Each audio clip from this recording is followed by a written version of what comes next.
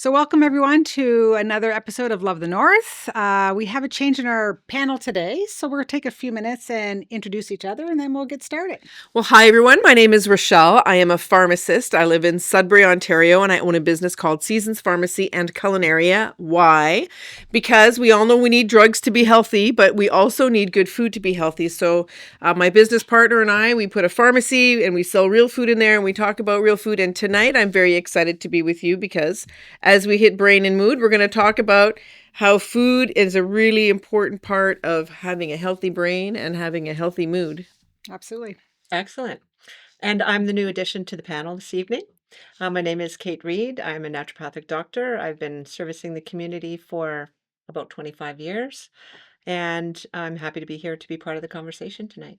Well, we're very thrilled to have you, Kate. Thank you. We're really excited that you're here tonight. Oh, thank you. Thanks a lot. Thank you. Yeah, for coming. Really great. Awesome. So I'm Karen, and I am a psychotherapist and a nurse practitioner. And so together as a team tonight, we're going to actually look at the different aspects of mood and health from food, how you can actually look at mindset from a different perspective, how you can understand how the gut plays a big role in mental health and well-being. And we're just going to take a deep dive and talk about some of these questions that people want to know, and most importantly, how to help you actually take charge of your life and do some things that are helpful for you. So let's start with Kate for first off. What do you think? let's do it. So, All right. Kate, so as a naturopath, I mean, you obviously look at focus of people from the naturopathic perspective, but you have a background in psychology as well. So you really look at it from two different prospects, and how do you assess these people when they come into your office when it comes to mood and health? Well, basically, the approach in natural medicine is mind, body, and spirit, Mhm. the whole person. So when somebody comes in, we look at all aspects of health that are contributing factors. So if let's say relevant to the gut, if somebody comes in with gastrointestinal concerns, we would do an analysis and assessment in the office. I have a specific instrument that I use to help me identify where the weaknesses and strengths are in different areas of the body, and that helps me objectively determine where to start treatment. In terms of mood, it very often in today's society, I'm encountering, and you could probably concur with this, both of you. You see people who frequently have concerns around mood disorders, low mood, anxious mood, and so on. And so that gets interwoven with the treatment plan. Of course, if there's further additional deeper work that needs to be done, there's referrals made, often to you yourself, Karen, to work through some of the trauma that's underlying the deeper patterns of mood disturbance. But furthermore, there's often physical reasons for underlying moods that have to do with imbalances in the body itself. So part of my work and in helping others would be to determine where those imbalances are and go to the root cause of those. Interesting. So that is actually a good segue into how sort of you look at mood and health from a standpoint of both treatment and the traditional standpoint, and then also from a standpoint of food and how that affects it. Why don't you tell us about that? So it's really interesting you were in a pharmacy, so people are walking in all the time. People are walking in, just browsing the aisle, looking for something to help them feel better, looking for something to help them sleep better, looking for something to help them concentrate better or feel less stressed out. And especially, I think we can all attest to the fact that we're on the go, especially women, right? Especially women around our age. We have kids and we have parents and we're trying to do everything and a job and keep the house clean and all those things. So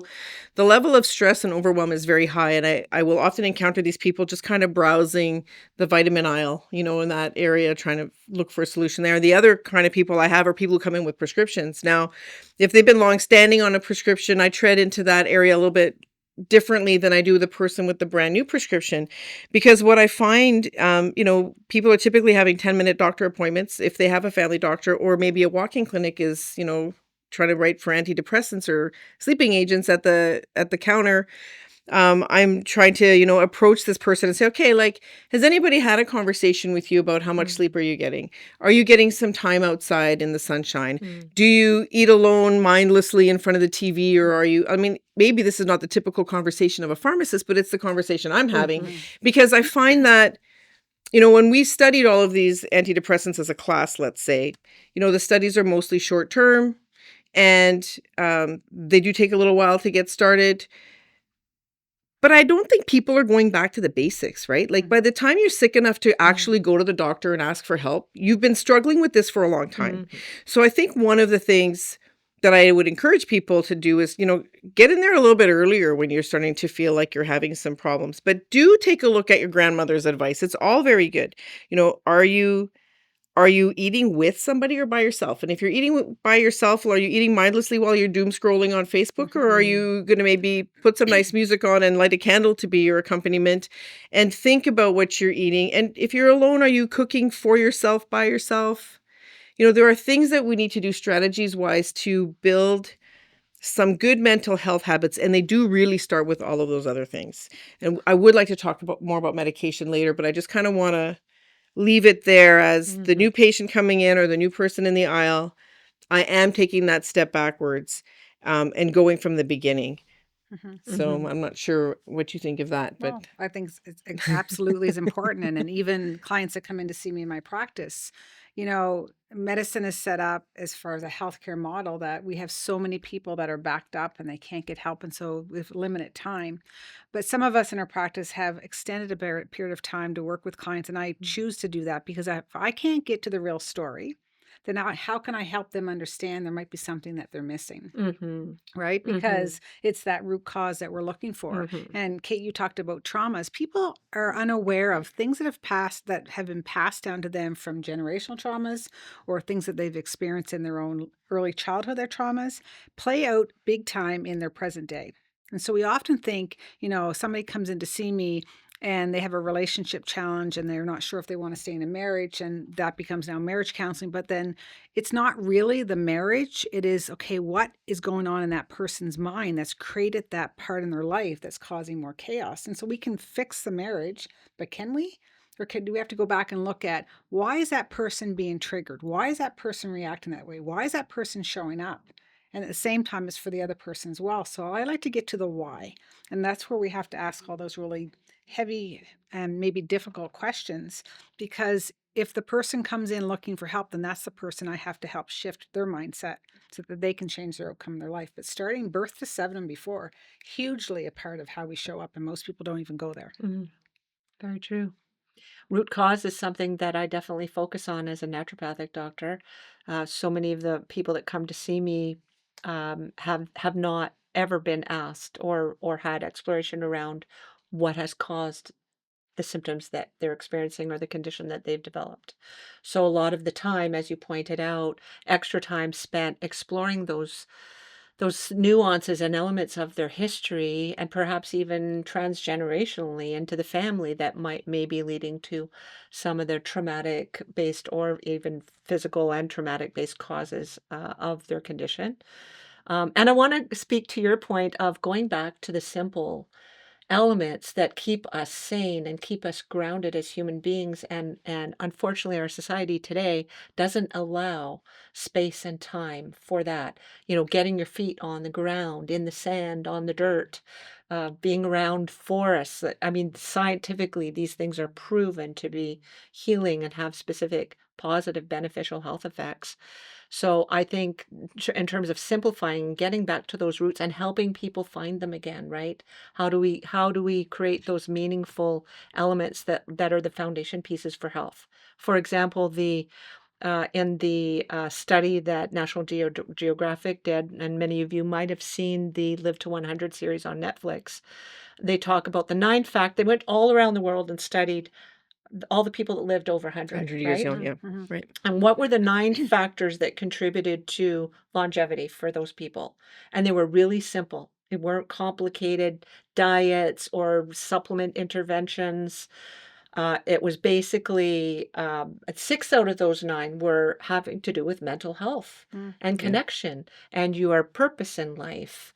If you had a connection to like-minded people, if you had a spiritual community, and so, these things are overlooked in our society because we're all just putting our head down and going forward and getting the job done every day and turning off at night and, wash, dry, repeat, doing the same thing the next day. So I think getting back to the basics, and I'm really glad that you brought that up. Well, the other thing too about the basics is that if we think about nutrition and if we think about what kind of food we're eating while we're in a hurry rushing to get all of these things done, and a lot of things that come in boxes that are convenient or drive through. Listen, I had 4 kids in hockey, so like we did plenty of drive throughs, but now I can have a little bit more time maybe to think more carefully about that. Um, but if you're getting a lot of your calories from just sugar and things packed in boxes, there's not enough building blocks. And what we know we need is building blocks for health, right? Your body needs to make its feel good chemicals. It needs to make the things that it needs to digest food properly. It all comes from the food you eat.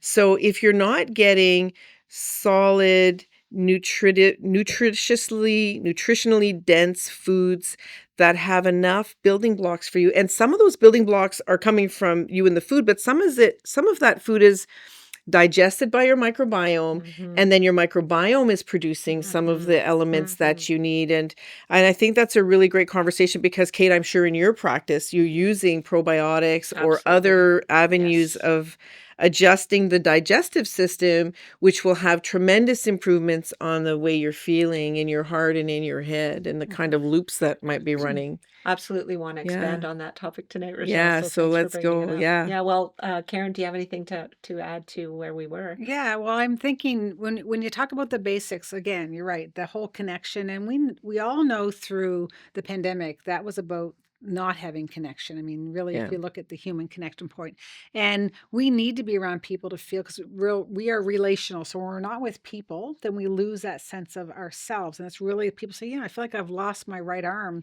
but I'm not around my friends. And so, when did we stop? This is a rhetorical question. When did we stop just going and visiting people? Like when I was a kid, it'd be You nothing show up for on Sunday. On the show weekend, my up. dad would be, get in the car. We're Yeah, going to visit Aunt yes, Sue. yeah. Right. Yeah. So you go and visit. And of course, you're told don't breathe, don't do anything, be quiet. But we went to visit. Yeah, we But did. we went, Christmas time to go see everybody's gifts. Why we went and looked at everybody's gifts? I don't know, but that's what we all did. But we don't go and visit. I mean, we visit. Those of us who are friends, we visit. Of course. And the most invigorating time in my life is when I can sit down and I can share a story and laugh and carry on and just be me versus the professional that has to help people all day long. I And have we to add a miss that story part. here because we built this. So if anybody has visited Seasons Pharmacy in Culinaria, there's an actual kitchen. So the pharmacy dispensary is over here. Then there's a kitchen over here. And I have a department that's the community harvest table. And I didn't know I needed a department of the community harvest table until my landlord brought me this beautiful oak table and said, here, do you want this? And the number of conversations that have happened in the pharmacy of people who've just kind of happened to come in at the same time that I'm like, okay, you guys all need to meet each other. Here's your common factors, go. And then I go back to work filling prescriptions and then they're having tea or they're having some kind of snack in the pharmacy, or we're sharing lunch, or we're making a harvest dinner for the community garden people. But this whole breaking of food, right? Like breaking bread and sharing a meal with someone, having a coffee or a drink, it just relaxes that whole system. Absolutely, Conversing it with does. someone That's and the tribe laughing. concept, right? And Back it to your just, tribe. laughter is medicine, right? Reader's Digest had that whole section, laughter is Yes, medicine. And it is actually it is. medicine Absolutely. It because is your body medicine. can heal if it's relaxed enough to be laughing. Your body can now be doing some repair work instead of, stress building, which is counter repair work. Well, and that's it. And that whole stress response. And then you take young people and all you see them is on their phone. Yeah. You go into a restaurant and it really simply still blows me away. And when I see a couple at a restaurant and they're both on their phone. And I'm like, I want to go over and say, can you just please put the phone down and make eye contact and communicate? But we don't realize because we get so much into that. And sadly, all those devices, although they're great because we find information, the whole dopamine hit from, as you say, the scrolling, sometimes it's a doom scrolling. And then on top of that is all the radiation and electrical conduction that comes off it that goes after our neurological system and therefore doesn't help a stress reduction. It actually increases stress amplification. right? And it's interesting because even just the sale of melatonin, for an example, right? So we sell melatonin. It's a hormone. Your body will make melatonin. If you get up and spend your day in the daytime in the sun, your body's going to figure out how to make melatonin so that at night, sun's down, you're going down, it's bedtime. But all this weird light at all hours of the day it's tricking your body to a certain degree around, when am I supposed to produce this hormone? And so then we start taking it from the outside in bottles, and it's like, yeah, it'll help a little bit, especially if you're in, temporarily. But then, you don't really want to give your body hormones from the outside, because then it doesn't remember how to make them properly anymore. And then, Well, really, it's not the best it solution for speaks solving a problem. 100%. It Yeah. speaks to the fact that we've gotten away from thousands and thousands of years of us adapting on this planet to living optimally a certain way. And in our modern culture, our modern society has taken us so far away from that that we don't even know how to reconnect again to, being out in the sunshine, being out in the fresh air, getting oxygen, connecting with people, that eye to eye contact, that social connection, which produces hormones like oxytocin, the bonding hormone, and how modern technology has taken us exactly in the opposite direction, away from all of that, and away from health, quite frankly. Yeah, it seems like our modern culture is really good at dopamine, like dopamine, and then you want to crave more dopamine, and it's like we forgot about, like you say, oxytocin, this bonding hormone, or the slower, not happiness as a hit, like I have to be on high on a mountain all the time. It's like that gentle, calm, reassured stability, Mhm. you know. And we think that we can connect with people on our devices, and we can. And I'm really grateful. Like, we don't have to do letter writing campaigns anymore when our lover's in a different town. Um, but it's not the same. The flat image of the representation of your friend or your parent or your grandchild or whatever that is. It's really not the same as being in person, right? Because you have an energetic, I don't want to say aura, but basically it's your aura. Everybody would understand that. It's like you have an energy system, and I'm feeling Yes. how you're Yes. emotionally responding. I can Yes. read your body language, because it's Yes. not just your smiling face saying words flat on a screen. Like, I can sense a lot of things. And I think one of the reasons we might feel a little bit, uncomfortable sometimes is because we've kind of lost that ability to, do I trust my intuition? Am I feeling this? Is it right? Mhm. Or I don't know. I just think that Yeah. this connection is very, very important. We forgot about it. But getting there through good food is like my solution to the problem. It's Well, like one of my and solutions to the and problem. and that's exactly it, from a content of being connected. And when you cooking together, the Yes. energy of that fun Sharing that times it, experience. to right down to the point of when you eat good food and your body has the right nutrients and the building blocks. And you talked about melatonin. Well, melatonin is is from serotonin. Serotonin has to come from tryptophan, and tryptophan is a protein. And we all hear about turkey at Christmas time. We get sleepy with turkey. Yeah. Well, part of it is the carbohydrate load that's a crash after, but the turkey is tryptophan. So Yeah. all the building blocks that we need for hormones come from our food source. The majority of them come from proteins, clean proteins. And we need healthy fats too. Of course, Yeah, healthy we need fats healthy and fats, good and we need, carbohydrates. yeah. And the challenge, though, and I think I want Kate to speak about this, is that even when some people work hard at doing that and they don't have the results, then the question comes down to, what about the gut and the biome? And that if it's not set up properly, then maybe some of this doesn't even work because it can't be absorbed into the system. Exactly. So I just want to speak to everyone about a little bit about the gut and something called the microbiome. So the microbiome is the individual genetics of all of the trillions of bacteria and microbes that populate our digestive system. Think about that number, trillions, right? What one can't even imagine. What does a trillion look like? And there's trillions and trillions of these organisms living inside our body that are actually have functions and important functions. They create hormones, they create neurotransmitters, and they provide a great amount of stability to our immune system.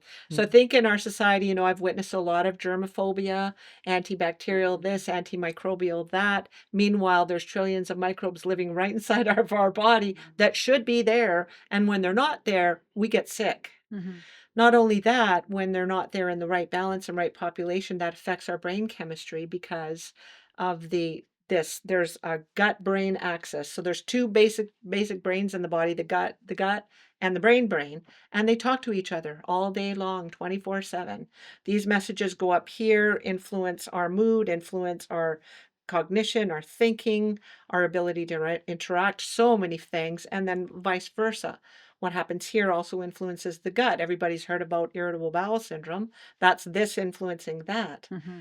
So the relationships go both ways. And I want to tell you something really kind of cool, and that's this. They have done studies that have in mice and humans that have transplanted Oh, yeah. the microbes from depressed and anxious people into normal people. And guess what happened to the normal people? They became not Depressed. normal people, but Yeah. The not a non-anxious. non-anxious people became depressed and anxious, and vice versa. Yeah. Right? They took the healthy flora from healthy people and put it into depressed and anxious people, or mice or rats, whatever. It works all across species, and they got better. That's huge, Yeah, right? it is That huge. speaks to if we It get this balance through good food, Yeah. right? And And but it it reduces regulates weight stress. too. So here's okay. Weight, So I have a farming absolutely. story. If anybody's a farmer in the north here. Okay. So the first year I started chicken farming, I thought, okay, great. I'm gonna buy chickens. I'm gonna have a cute little chicken coop. Went to the feed store. They gave me feed with antibiotics in it. Now I was in pharmacy school, and they said the veterinary sector uses a lot of antibiotics, and we were being taught about antimicrobial resistance. That if you overuse antibiotics, all of these great life-saving drugs are going to become rendered useless Mhm. because the bacteria are very smart and they're going to figure out how to like resist that. So, um, I would go buy chicken feed. I'm like, well, I don't have a horrible environment for my chickens. So I don't need antimicrobials in my chicken feed. So I brought it back. So I thought, oh, the only reason they have antibiotics in these is so that obviously poor living conditions and the animals are getting sick. So they need antibiotics. No, no, no. That's not why. Do you know why there's antibiotics in chicken feed? They want the chickens to gain weight really fast. Because if I can, in my industrial food Mhm. system, raise a chicken in 6 or 8 weeks instead of 10 or 12 weeks, then I can make money faster, right? Mhm. So that microbiome is being affected by the antibiotic in the feed, and they're wiping out the bacteria that makes the chicken stay small. They're selecting for bacteria that makes the chicken grow For weight bigger, gain. faster, fatter, weight gain. Mm. So if our whole food supply is contaminated with antibiotics to make the animals get fat faster, Mm. could that be one of the reasons why our whole society is getting fat faster? And then we look in the mirror and then we get sad because we're like, we don't like our body image because now we got our devices and we're comparing our body image. So like, it's a very complicated story It of is how we're sus, complicated. you know. Yeah, and if you look at trajectory of emotional distress over the past decade versus the past 3 decades, Yeah. it's gone up. Yeah. So, if it's gone up, that means somebody, some of us, we're all doing something wrong. And if it means we're doing things wrong, if we take one personal step and say, I'm going to change this one thing in my life, is it possible that I can make that change? And if you took that step, and if you took that step, and everybody started taking steps to go back to the basics, like get the food source back to whole foods. Without antibiotics in the meat. Right. Yes. So if you can do that, right? Whole foods. And if even if not right away, get rid of the junk food and start with the whole food. Mhm. Well, Get listen, away from the devices that decrease your stress level, and then make sure you're getting the right thing as far as a plan of a strategy, a program for health versus just worrying about let's put out the fire. We have a managed disease system, which yeah. is great in a crisis, but we all have the personal right as well as responsibility to take back our health, I right? think one of the things, and we should probably wrap this up soon, but I think one of the most important things people need to know. Your body is an amazing invention and it is designed to heal itself.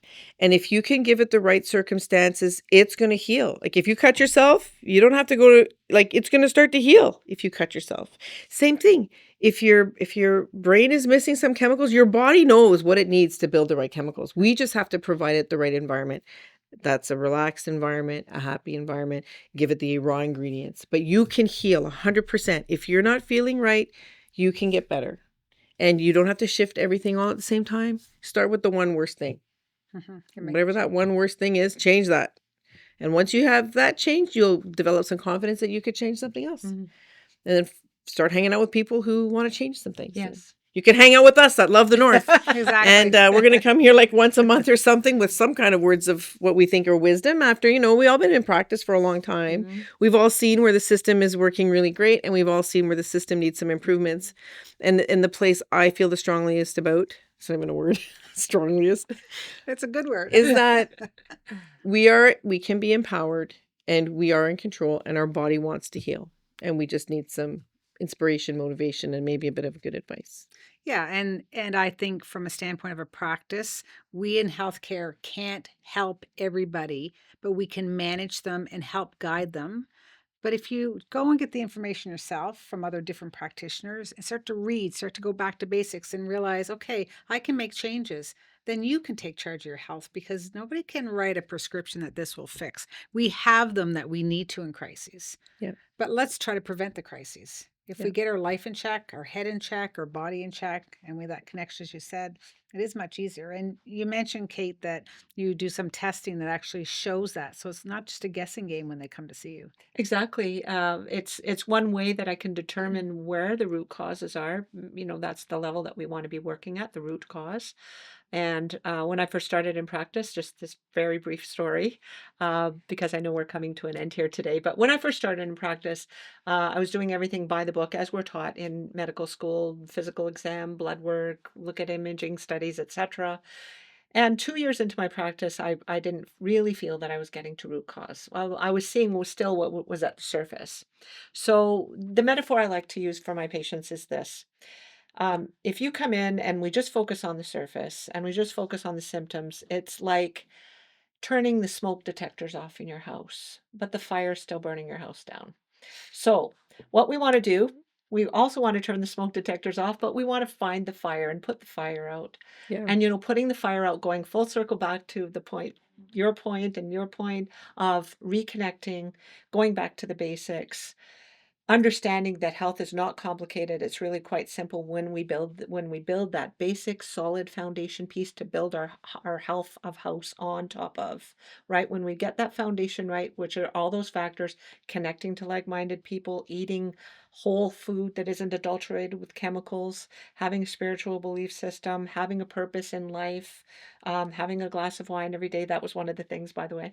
Well, we're not promoting alcohol consumption, but just saying antioxidants, right? And I forget what the other ones are, but that's a large portion of Oh, that was in your in the study, the right? basic foundation that they provided for Yeah. living over 100. I think one of them was gardening. I remember that. Gardening, Gardening was exercise, one? but not exercise, meaningful movement. Yeah. So Not the gym doing necessarily, the but garden, walking down the mountain to visit your friend, Yeah. or walking down the road to visit your friend. You know, some sort of meaningful movement, not just like slogging away on a treadmill for 45 minutes, but moving meaningfully during your day, so that when you move, it's something that gives you a reward, right? It's not something you have to do. Yeah. So when you get all those pieces right, and you get out of the way, health happens. The body happens. heals itself. It wants to be healthy. It's It wants to intelligent, be right? It does. It's yes. It intelligent. is. Yeah. I Well, think ladies, so. I think that was a great overview. And I know we could talk for hours We could. because we all are very passionate about what we Yes. do. But I really want to encourage all of you to take a step back and ask yourself, what can I make a change in my life today? Yeah. How can I change one thing every day for the future?